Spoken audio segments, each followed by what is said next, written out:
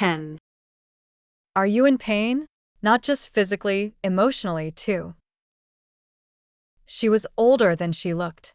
She understood what I was really asking. She didn't answer right away. She turned and looked into my eyes. Then the tears came. They ran down her face and soaked the white hospital pillow. I'm hurting. I know what you want to ask, but can I really trust you? So many journalists and social media personalities have come to interview me over the years, looking for views and followers. They could see how thin I'd gotten, how bad things were. And they still wrote, "Thanks to the generosity of supporters, her condition has begun to improve." Her words landed like an echo of my own editor's voice. Use people's empathy. Trust me, it'll be huge. I know he gambled away the donation money, I said. And I know he paid off a doctor here. The girl's jaw tightened. She balled her hands into fists, then slowly pulled up her sleeve. Her arms were covered in wounds, fresh cuts still seeping, old ones that had scarred over or begun to fester. He beats you? We're calling the police right now. This man is a monster. He's been abusing you this whole time. Every time he came back from gambling and he'd lost, he'd come home and hit me. He'd call me a motherless curse. Tell me to go die. Said my disease was what made him lose his money. Then he'd say fire drives out evil, and he'd take a piece of charred wood and press it into my skin.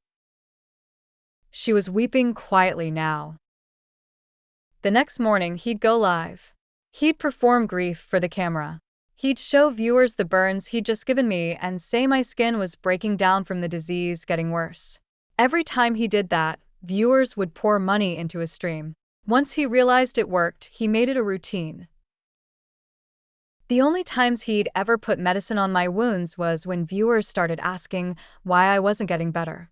He'd apply the treatment, turn on a beauty filter, and show everyone that I was healing.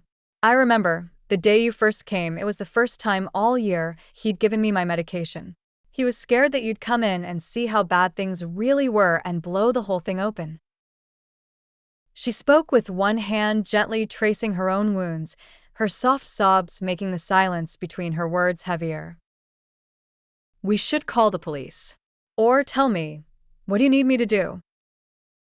What Gary was doing was illegal. It was beyond what I could handle as a reporter alone. But what would the police even do? She choked on the words.